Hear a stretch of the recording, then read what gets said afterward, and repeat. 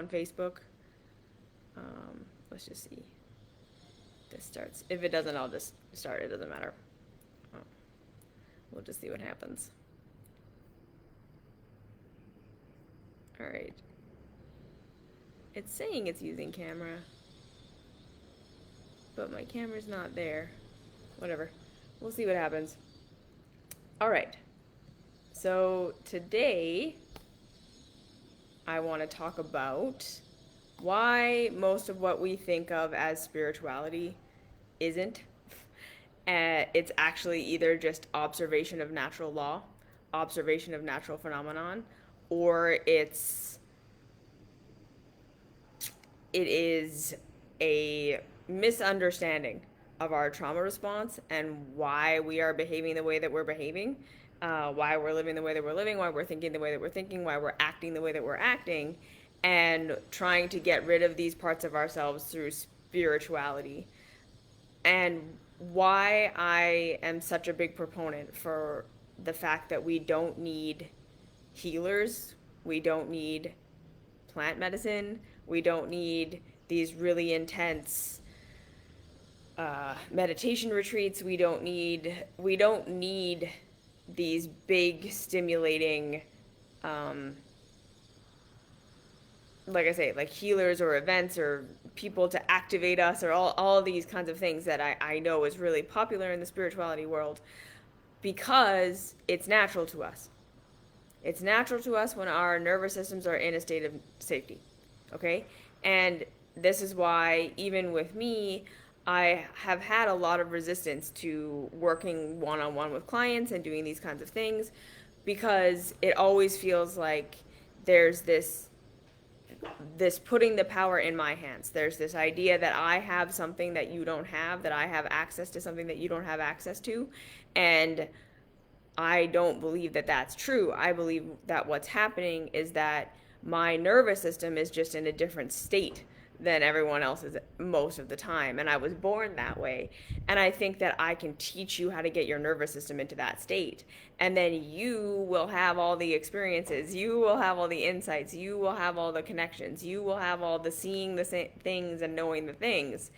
And you don't need me for that. Like, that's so there's that kind of element to it. This is why I teach self-love. This is why I teach what I teach, because I don't want to be the person who's giving you the answers, who's telling you, right? Like, me getting into your body and telling you everything your body is telling you, me being the channel for the information that you're looking for, me being psychic, me being whatever, and giving that to you.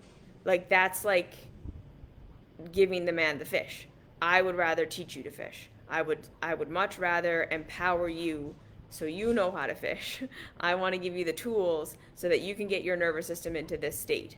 And then you have access to all of this stuff. So I'm before we start, I'm going to go way out on a limb and just say that these things. ESP, telepathy, being able to empath what's going on with somebody else, being able to tell the future, being prophetic, being able to communicate and get answers, like go into meditation, close your eyes, ask a question, get an answer, being able to see visions, see colors, see people's auras, being able to see what's going on in someone's body with your physical eyes, being able, like, all of these things are normal human things. They are not spiritual gifts. They are not spiritual. That's normal human capacity. Okay. And the reason most of us don't experience these things, don't feel these things, don't have these things going on a regular basis, is because we're in trauma. Our nervous systems are so overwhelmed. We're in a state of fight or flight, or flee or fawn. We're in a state of survival. We're in a state of not feeling safe, not feeling secure. And at the same time, we were never given the opportunity to develop these things. because they are a thing that mature. They are a thing we grow into. They are a thing that, again, need to be developed. And for most of us, in our growth, in our childhoods, we got stunted. Okay? And so, again, to circle back to the ego thing and the mind thing, the most popular spiritual teachings on the planet of like, we need to get rid of our ego. The ego is the bad thing. The ego is the thing that's blocking us from being a good person, that's causing us to do all the things that we do to ourselves and others that are bad. And, also, we got to get rid of anger and sadness and our negative emotions, and we can't let these things run us. We have to get rid of our victim mentality. Never think of yourself as a victim. Never let anyone else think of themselves as a victim. We have to get rid of that, and we have to get rid of our minds, because our minds are constantly judging and our minds are constantly wrong, and we have to be in our spiritual perception all the time instead. And it's like, that is bullshit. Because, and again, because I can tell you these things because I have lived my entire life. And my sister's on this call. She can type and say that this is true. My husband is standing right here. He can come in and tell that I'm telling the truth. That, again, all of the things that people are doing in their spiritual quest, that they're doing in their spiritual quest to become, right? We all want to develop our spiritual gifts. We all want to be able to have this connection with everyone, right? We all want to feel oneness. We want to feel our connection. We want to feel connected to God. We want to feel connected to our purpose. We want to feel like we can get answers to our problems. We want to feel that, again, we want to develop our telepathy. We want the cities, as they say in yoga, the magical powers. We want to heal our bodies. We want to heal our relationships. We want to do all these things. I can do all that stuff.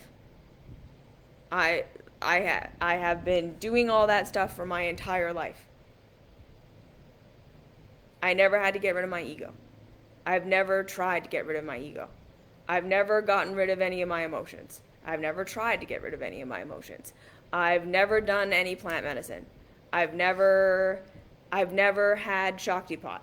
I've never traveled to anywhere and done anything with a shaman. I've never had a spiritual mentor who activated me.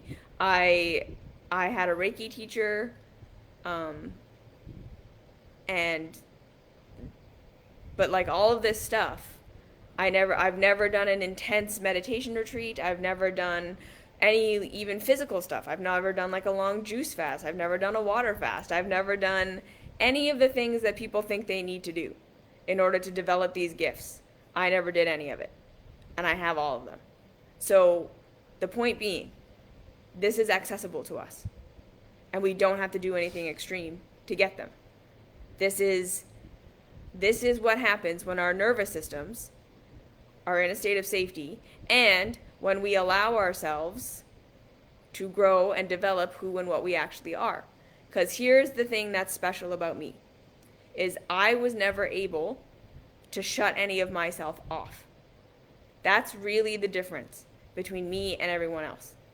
I got the conditioning that what I was wasn't okay. I got the conditioning that what I was wasn't good. I got all the same, this isn't who you're supposed to be, this isn't what you're supposed to be doing, you're bad, you're wrong, there's something shameful and bad about you. But I think the thing that made life very different for me was, number one, again, I have said this before, but I have just essentially no capacity to numb myself. In the sense that, like, physically, mentally, emotionally, spiritually, I can't even take a painkiller. I never understood why people took Tylenol for my entire life, because it's never once actually worked for me. I've never been able to take a pain medication and have it actually make the pain stop. So I didn't really understand why people did that. I have used food and things like that, like binging, to try to like shut off my emotions. And all I remember is thinking, I'm still completely feeling everything that I'm feeling, and now I just have a stomachache because I ate so much. So like, I have never been able to actually shut anything off. And it's the same thing with my personality and my way of being, and the things that I have known my whole life are right for me. I've been able to hate myself that I am the way that I am. I've been able to wish that I was different. I've been able to try to turn myself off, and I always fail. I've always ended up just doing what I needed to do for myself because I couldn't cope. I've never been a coper. And so this is one of the things I want to just say, that we need to understand that when we live in the world we live in, this world that we live in, this culture that we have all around the world, where we are commoditized, where we have been sold the idea that purpose and identity and meaning can be sold to us. Okay, because that's really the society that we live in. That we can earn it through success, popularity, fame, working really hard, making money, this whatever our culture deems as success, that we can earn our feelings of goodness and worthiness and value from these things. And that we can buy, literally purchase status, connection, oneness with other people through clothes and all these things. And even this idea that we can become the benevolent millionaire, the benevolent billionaire, that it's the problem in our society is that the money and the power are just in the wrong hands. That if we shift it enough, that we will eventually find the right person who can make all the right choices for humanity. It's like, this is the thing that's just completely out of whack. And again, like, people often ask me, like, what do you mean by real reality? Like, when you keep saying real reality versus consensus reality. And I always get confused when people ask me this question, because again, I know that people are thinking it's like literally the Matrix. Like, people are thinking, like, when you have an awakening experience, it's like you see that everything's an illusion, and you understand that you're actually an avatar and you don't really exist, or your ego doesn't really exist, or you're one with everything, and that's not it. Okay? That's natural law. That is a part of awakening. To come out of our trauma enough. Because again, to feel like because you are a separate person, that you are therefore separated from everyone and everything else, is a trauma response. To feel that because you are a separate person, that you are separated from everyone and everything else, is a trauma response. That's a trauma response. So your nervous system is in a constant state of flipping out. When you experienced in your childhood parents being separate from me and not meeting my needs, rejecting me, abandoning me for me being myself, and then you come into that awareness, because that's a developmental process, right? When we're born, up until we're about 1 or 2 years old, we don't perceive a difference between ourselves and our mothers. We don't perceive that there is separation. So if you're separated from your mother, that's a massive trauma before you're ready to handle it. And a lot of people who were adopted, and they don't even know that they were adopted, they don't consciously know, have this deep core abandonment wound for their whole lives. Like this deep, I am not safe, I am not wanted, I am not connected. And it's because they were separated so early, way before their consciousness was ready to process that trauma. And then for most of us, again, we come into that awareness not through a gentle thing. Like, we don't gently come into understanding that mommy is a separate being from me. It's a trauma that happens. It's the second she stops meeting our needs. It's that moment where it's like I cry and she doesn't respond. And then we start to see that the wheels start to fall off in our everything that used to work to get our needs met. We just cry and then mom does something because she's like one with me. That's essentially our consciousness as babies. And then that stops happening. That's a trauma. And most of us have never integrated that trauma. We are still stuck at, I'm separate. And I'm separate, and I don't know how to meet my own needs. I don't know how to understand my own pain and pleasure. I don't know what to do for myself when I'm in pain. I don't have the capacity to do anything for myself in pain. I'm completely dependent upon this external thing now that I just realized is an external thing. And they are not going to do it all the time. So that's where our victim mentality, the first victim mentality comes from, is that we were absolutely victims in our childhood to our caregivers and their capacity to or not to care for us. Okay, so that's the first trauma we experience. And then, like I say, most of us never actually evolve past that. We get stuck there. And then we never learn how to problem solve, like I said. We never learn how to meet our own needs. We never learn how to understand our own pain and our own pleasure and get our needs met. We never learn how to become independent adults that exist within a collective.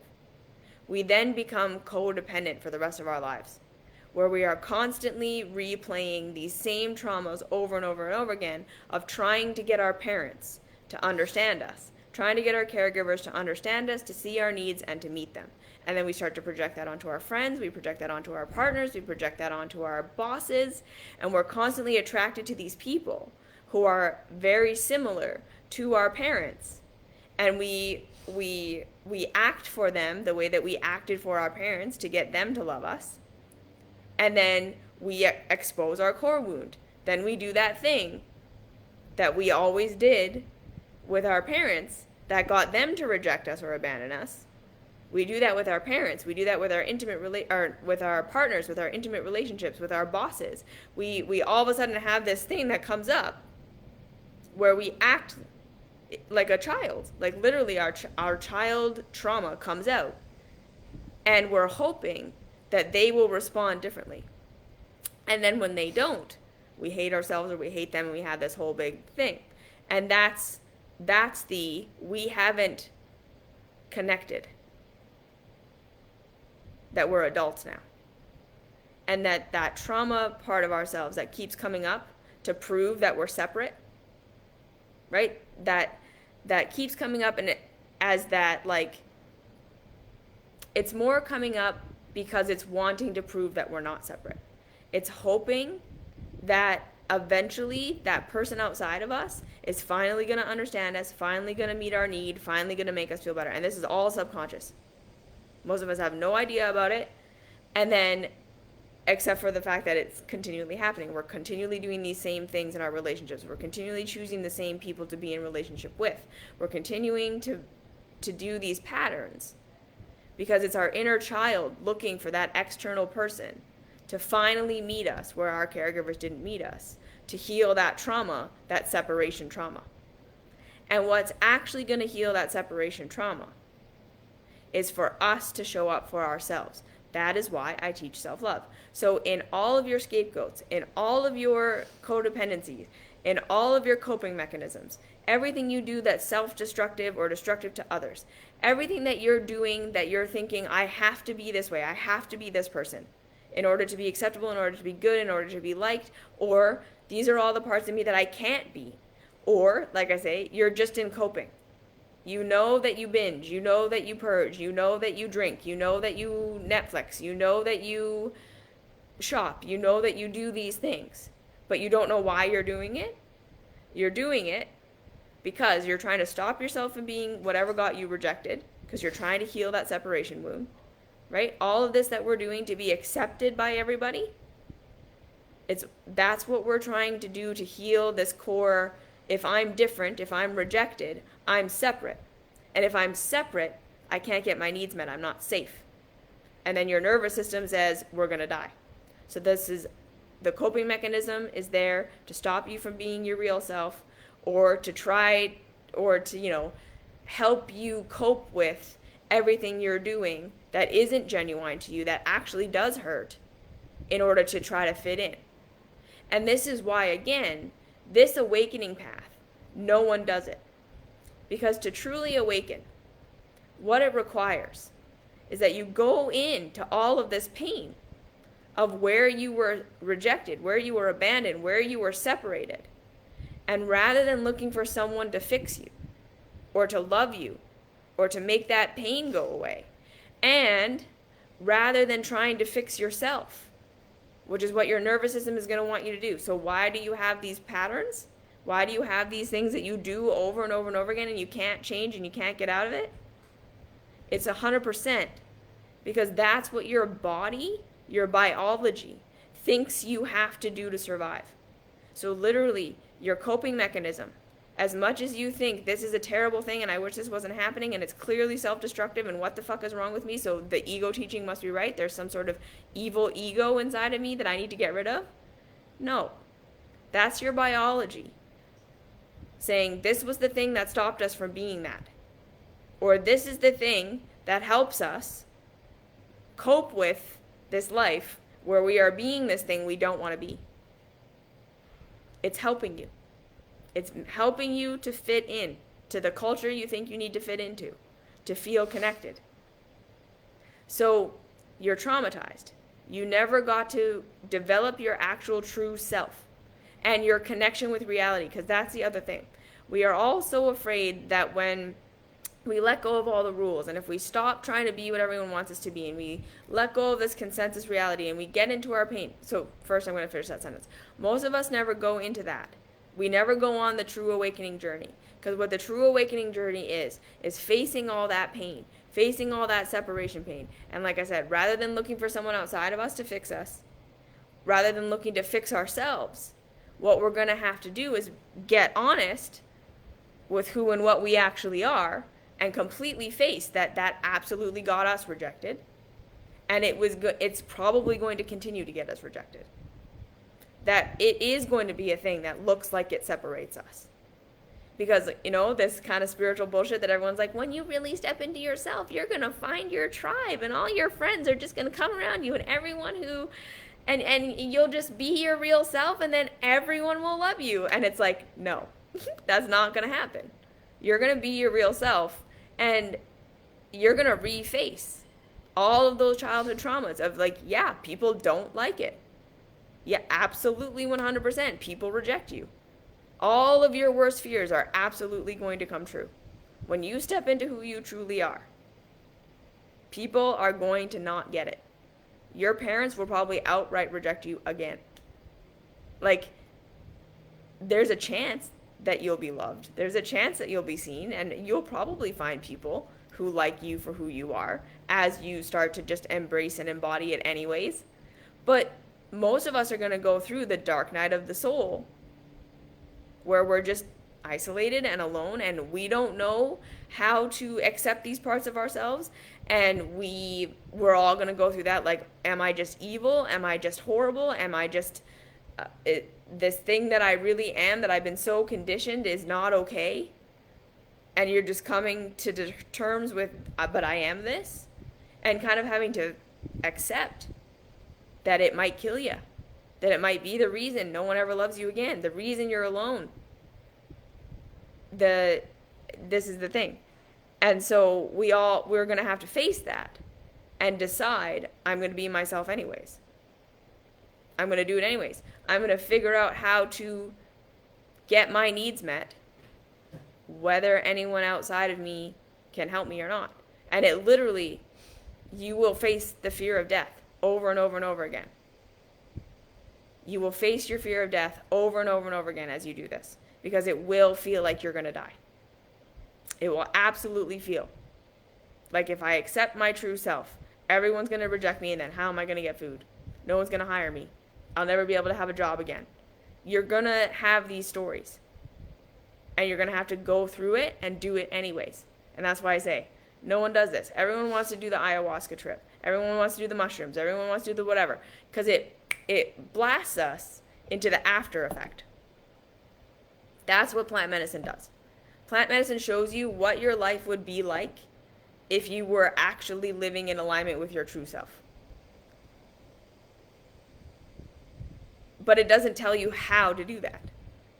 It doesn't actually give you the tools to get from where you are to where you want to go. It just shows you what it's like over there.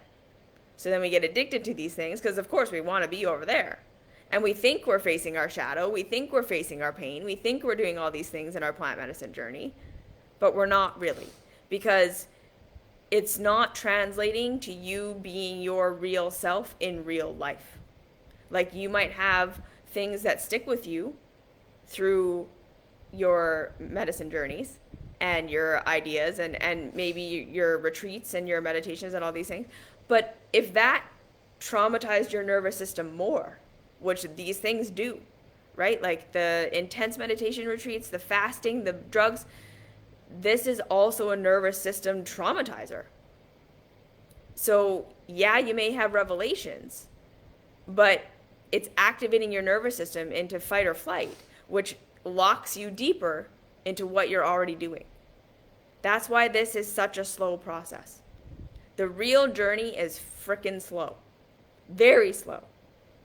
Because it's so difficult to retrain the nervous system. To love the nervous system into safety over and over and over again when we're being constantly triggered by our environment. Because we are all being constantly triggered by our environment. Because we all grew up deciding we were going to be these people that were going to be accepted and more into culture and more into this world that we think we have to be in order to survive. So it builds up even more and more in our head that if I change, if I stop being this way, if I change myself to be my real self, look at all these things that are all going to go away. Right? So we're constantly being triggered by our environment, which is saying you can't be your real self. You can't do your real truth. Yeah? And this is the day. This is the thing. That it's very slow to prove to yourself that you can be rejected and survive. That you can be rejected and still meet your own needs. That you can be alone and be okay. So this was the experience that I was having as a young child. That I was so rejected by all my friends and all my parents or my caregivers, and I spent so much time alone as a child. And facing over and over again this understanding that no one was coming. Because I was very sick. I was physically very sick from the day I was born, mentally, emotionally, spiritually, and physically. Very, very sick. And that is because, again, I was born with these recently to go into light. Yeah, exactly. With these filters already blown. So I was already empathing what everyone else was feeling, and I didn't know that I was doing that, and I didn't know that that was a weird thing. Like my dad would always say, like, why do you let everyone's pain bother you so much? Just let it go. And it was like, I was like, what?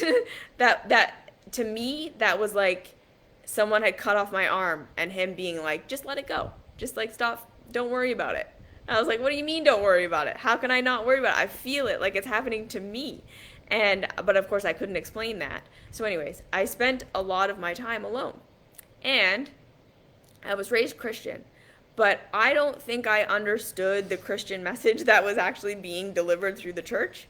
The thing that I understood and that I took from the Christian message was that there's this Jesus guy who fully loves and accepts me for exactly how I am.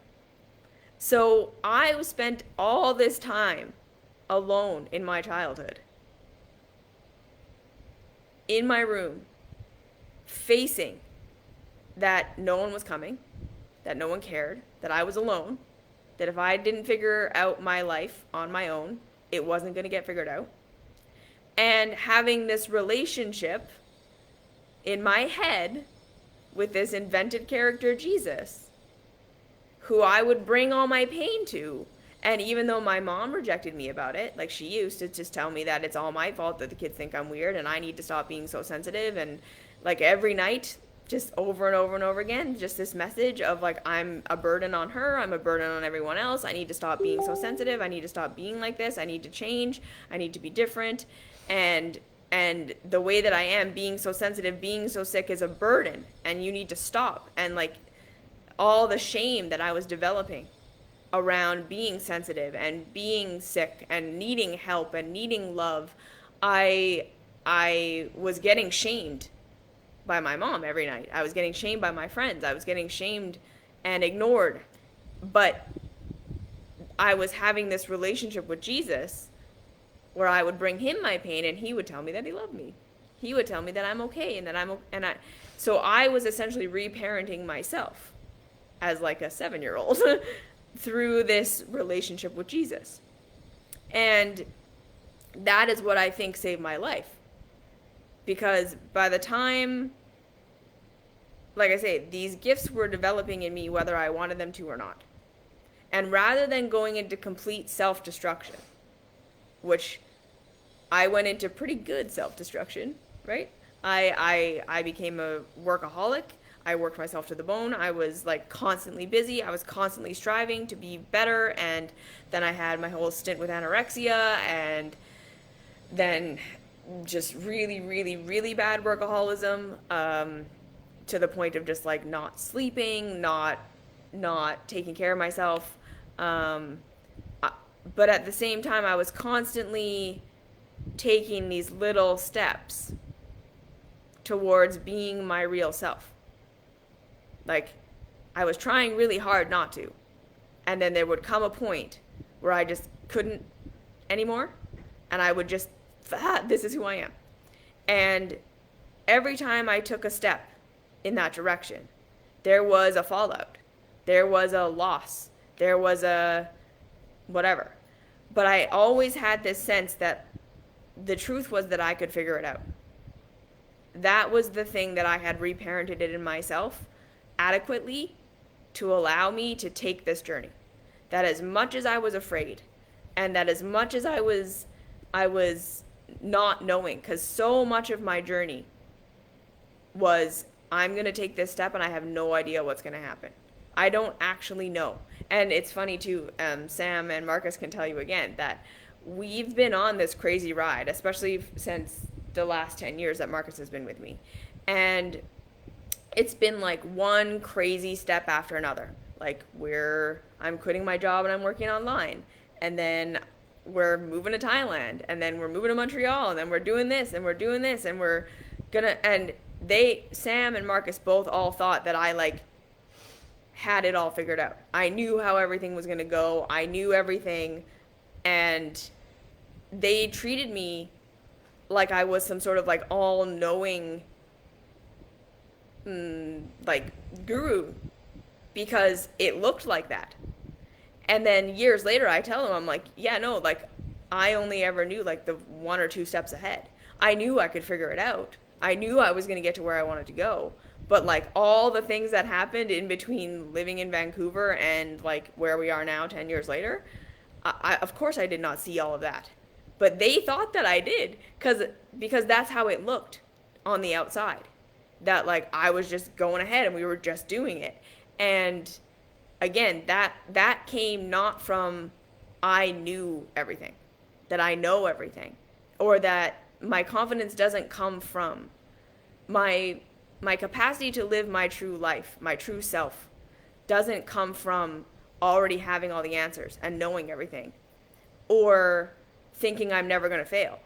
It's, I know I'm going to fail. I know things aren't going to go how I think they're going to go. I know that there's a lot of things that I don't know, but I have faith in myself that I can figure it out along the way.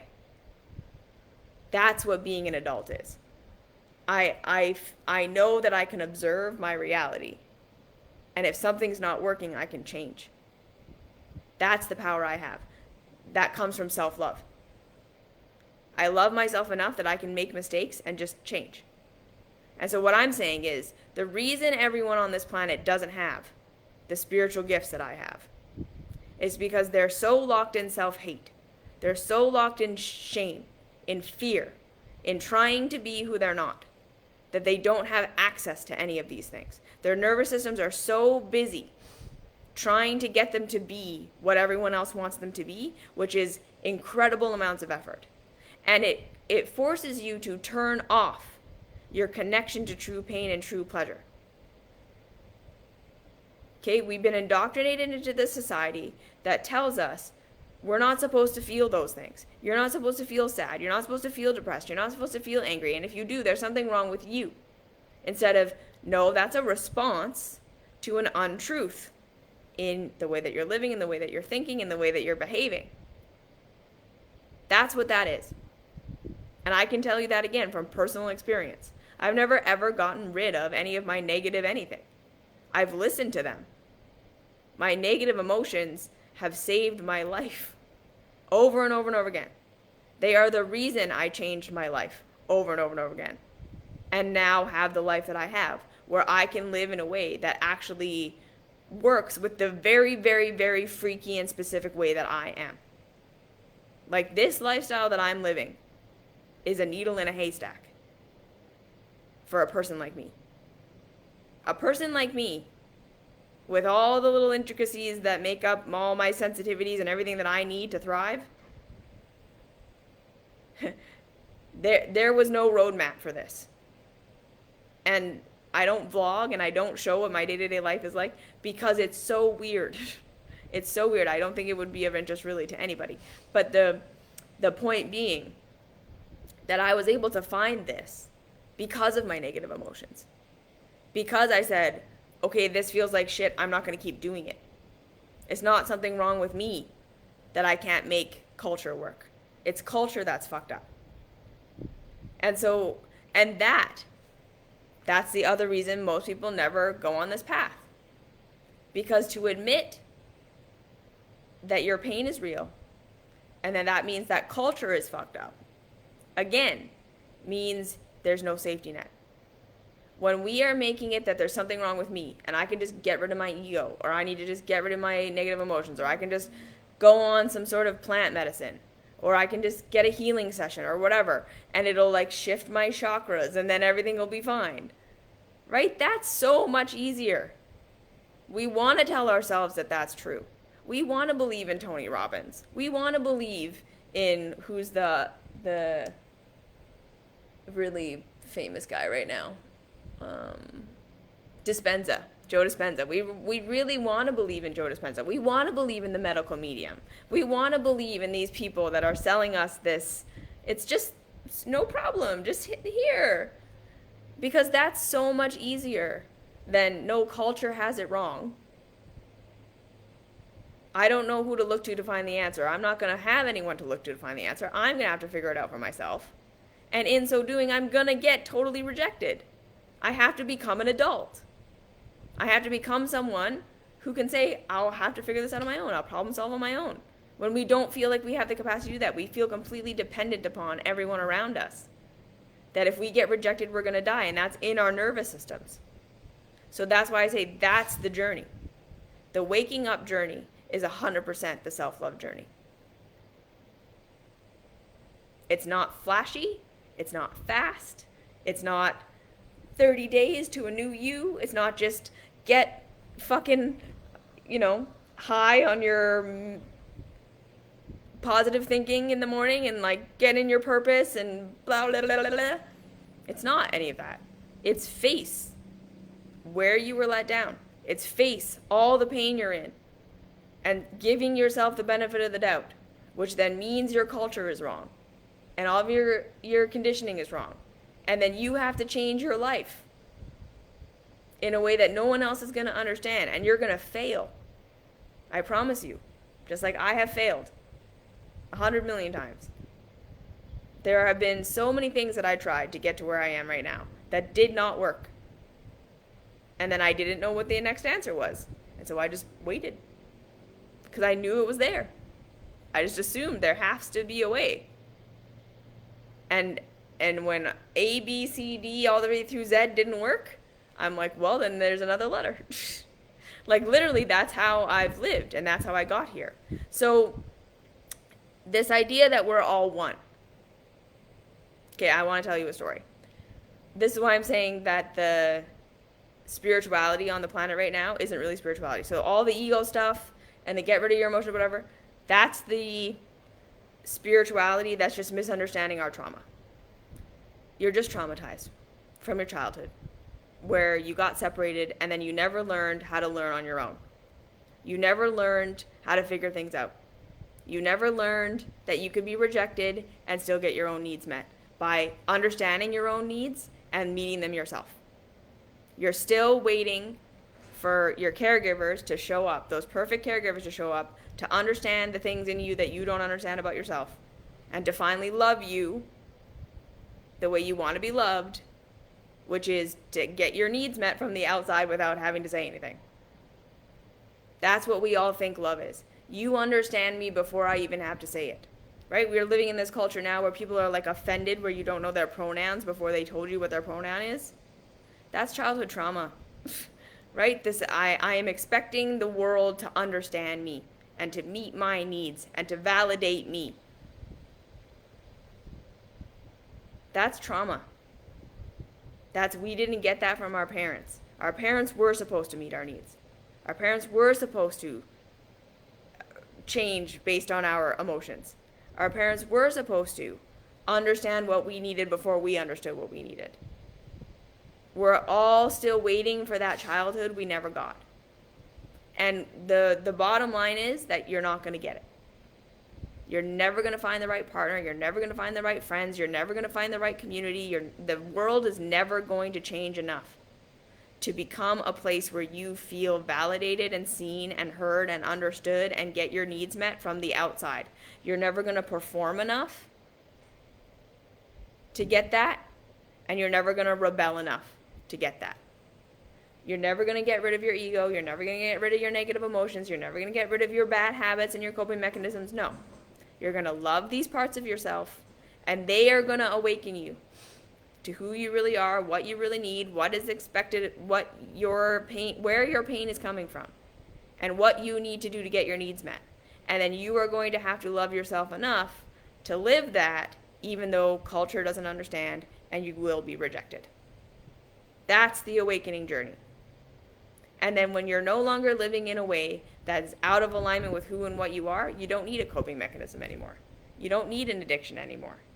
When you no longer have to get through the workday of this job that you hate, you're never going to have to white knuckle your way into stopping your addiction. When you actually start to meet your own needs, the addiction loses its power because the addictive thing is how you're meeting your need right now. So when you actually figure out what your need is and figure out how to actually meet it, right? The addiction is only meeting the need 80% of the way. But you figure out what your actual need is, you meet it 100%. Why would you use the thing that works only 80%? You see what I'm saying here? The coping mechanism. Well, when you're living a life that's the way you want to live, you won't need a coping mechanism. And just trying to get rid of the coping mechanism, trying to get rid of the addiction, trying to get rid of the numbing. Okay, yeah. If you have the capacity to sit with the emotions that are going to come up when that happens and actually process them and then let them guide you to what you want to change about your life, yes.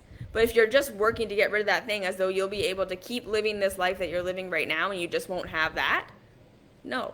The reason you have that is because of the life you're living right now. The reason you have your coping mechanism, the reason you have your self-sabotage, the reason you have your addiction is because of this life. You're never going to get rid of that and then just have this awesome life. This is not the reason this awesome life isn't working. This isn't working because it's not right for you. Right?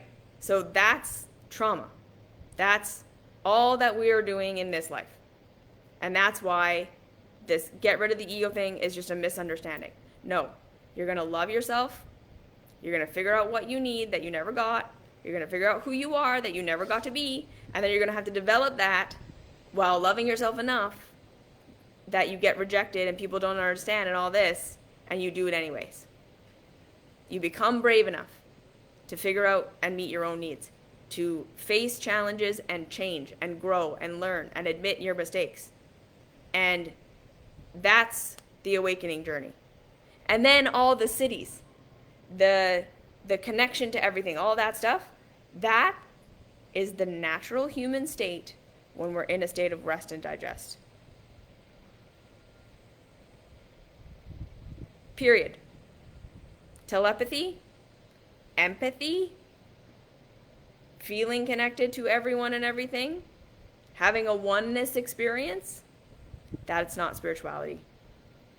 That's not a spiritual experience. That's just observation of reality. We are in an enclosed ecosystem. It's science.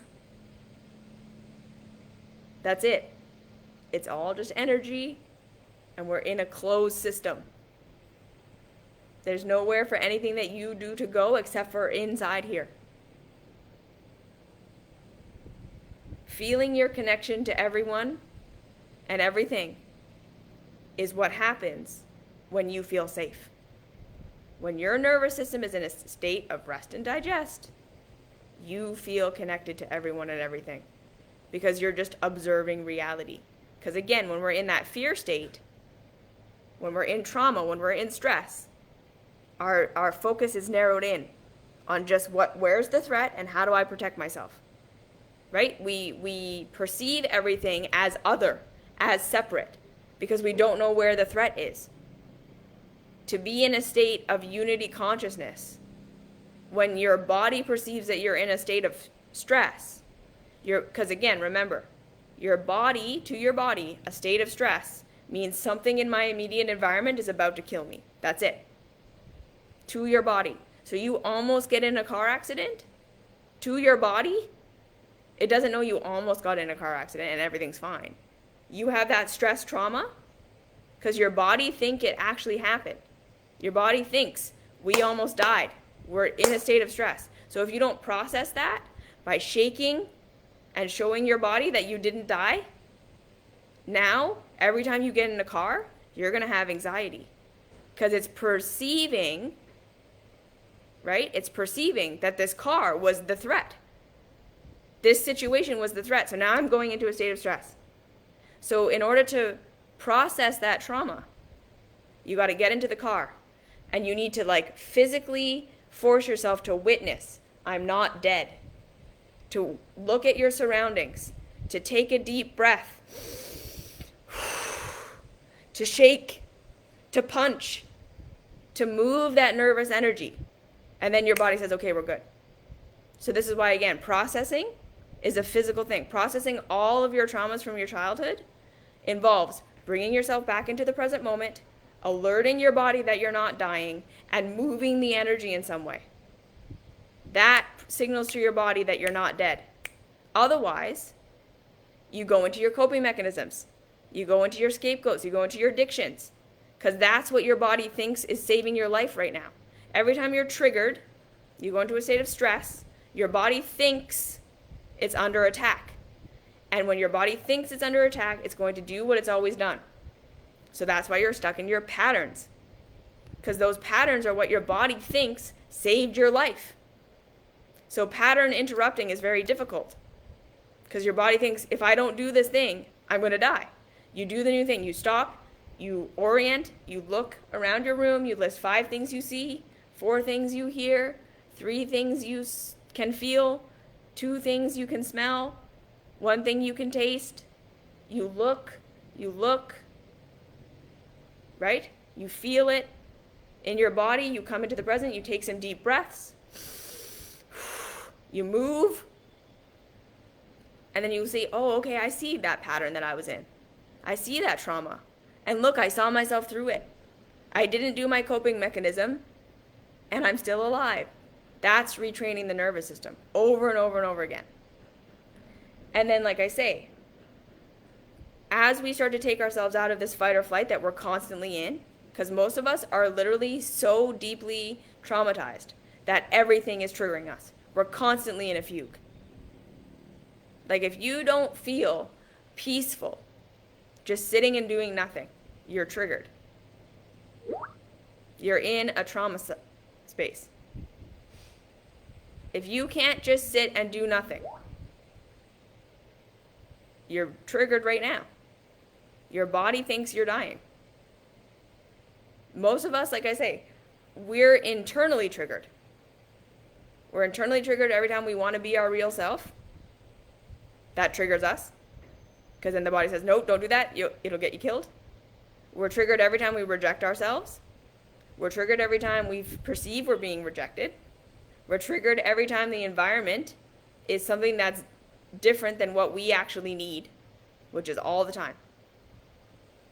So this is why sensitive, empathic people are basically miserable 24/7, because they don't know how to turn it off. So like I say, as we love ourselves safe and as we start to change our environment, we change our food, we change our relationships, we change the things that we do all day, we change our work, we might change our physical location, we start to move in the direction that our negative emotions and our ego are guiding us to, and all of a sudden we're becoming healthier and happier, and we're getting triggered, and we're feeling afraid, and we're getting rejected, and we're doing it anyways, and we're figuring it out, and we're building that muscle over and over and over again, that like, oh, I can do this, I can figure this out, I can get rejected and I can get there, right? It's a proving to yourself over and over and over again that you can do it. Then all of a sudden you're going to start to feel connected. You're going to start to feel empathic. You're going to start to feel the pain of everyone and everything around you. And then you're going to be like, no, I don't want this. This unity consciousness that I've been searching for sucks right now. Because that's the other thing. Being in a state of unity consciousness on a planet where everyone is in pain kind of sucks. It's not a blissful state. Because we're not in a blissful state. I am continually working to get out of unity consciousness. To just be in my consciousness. Because my life is pretty good. And a lot of the time I can't feel it. Because I'm feeling everyone and everything else. So as someone who lives in a state of unity consciousness, I'm telling you, don't seek after it like it's this awesome thing. What people are talking about is they want to be in some sort of transcended consciousness, where we're not unified with humanity as it is, but where we're seeing it from a larger vantage point. That's what people mean when they say they want unity consciousness. And it's like, okay, there's definitely that. And when we get into true spiritual experiences, you will feel it. From my perspective, a true spiritual experience has nothing to do with making me feel better or solve my problems. That's human stuff. Spirituality is like a whole other thing, and that's why I want to tell you, like, the gifts, the cities, the unity consciousness, the connection, don't limit yourself to that as though that's spirituality. Spirituality is way more exciting and profound and fun and a completely other different thing than that. That stuff is just human. That's just human in a state of nervous system relaxation. That should be like the bare minimum that we're all experiencing all the time. That's what I think.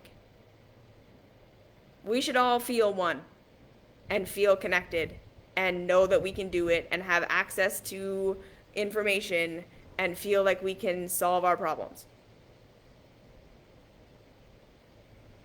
And not feel like we're at war with ourselves inside. And that's what we're calling spirituality right now. That's all of what spirituality is. How do I feel better? How do I stop the war with myself inside? How do I stop self-destructing? And how do I feel connected? That's not spirituality. That's the human nervous system in a state of safety. That's all that is. So you can have that. Do your self-love work. That's how you'll get it. That's normal baseline for the human. That's how that should feel. You don't need a retreat. You don't need a healer. You don't need Joe Dispenza. You don't need to positive think. You don't need any of that shit. I mean, if it works for you, fine. If it helps you connect with your true inner child that's traumatized and love them into a state of safety, and then take the steps to actually live in alignment with who and what you are, even though you're getting rejected, so you can figure out how to solve problems on your own. If any of those things help you do that, then fine, great, good. But that's the goal. That's the path. Loving yourself safe enough to know that you can do it. That you can solve problems for yourself. That you can feel your feelings. You can feel your anger, your sadness, your resentment, and all these things. Instead of trying to get rid of it or acting on it, you say, well, what does this mean? Where is this coming from? What do I actually want? What do I actually need? And you do that. That's the bare minimum that we will all feel. You will have all the spiritual gifts in the world, and you will recognize that they are not spiritual. That's just human. That's normal human. You will stop being impressed by people who say they're psychic and say that they're telepathic and they can put themselves in your body and all these things. You'll be able to do it too.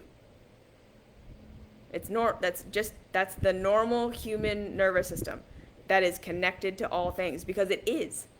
That's just reality. And then you will start to have spiritual experiences. Then you will have the thing where it's not describable. I don't know what to say about a true spiritual experience, but it has nothing to do, like I said, with making me feel better or with getting answers about my life. That's human life problem solving. Spiritual experiences are like a felt thing. There's no words for it.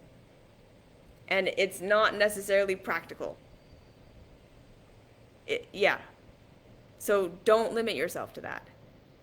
Love yourself safe enough that connection and problem solving and knowing that you can be yourself even if everyone else is going to reject you is normal for you. Love yourself enough that you can face your traumas and see that you didn't die and then actually learn. Because that's what that is. A trauma is a place where you experience something you didn't understand. That's all that is. So when you go back to your traumas, you're going back to revisit these places so that you can learn what you didn't learn. And then you can stop facing it in your life, because you will learn what that trauma meant, what that trauma was trying to teach you about how life works, and then you align with how life works. You change to align with how life works. That's why everyone is just killing themselves, because they're not learning from their trauma and then changing. They're like, no, our way of being is right. And it's the pain is because reality isn't acting right. Instead of, no, the pain is our version of reality is wrong. If it hurts, it's not true. The structure of reality, we're breaking ourselves against the structure of reality. Okay, so that's why most of spirituality isn't spirituality. Stop trying to get rid of your ego, stop trying to get rid of your pain, stop trying to get rid of anything. That's all there to show you that what you think reality is and what reality actually is are different. Learn to learn. The pain is showing you have a false idea. You got to go into that pain. Make yourself feel safe. Love yourself deeply. And then process physically. Look in your real environment. What's actually happening? What am I doing? What are the results I'm actually getting? What am I expecting? What's actually occurring? Change based on what you're learning. Love your nervous system enough to change. Love your nervous system enough that you can get rejected and do it anyways. You will start having all the oneness, all the telepathy, all the connection, all the whatever. And then you can start to have real spiritual experiences. Okay? So that's that. I hope that was helpful. That's why self-love is the key. Yes. We all got trapped in our childhoods. And now you got to love yourself out of it. You got to be that parent. That's the answer. Okay? So I love you. I'll see you in the next video. You're perfect. You're awesome. You're amazing. Mwah.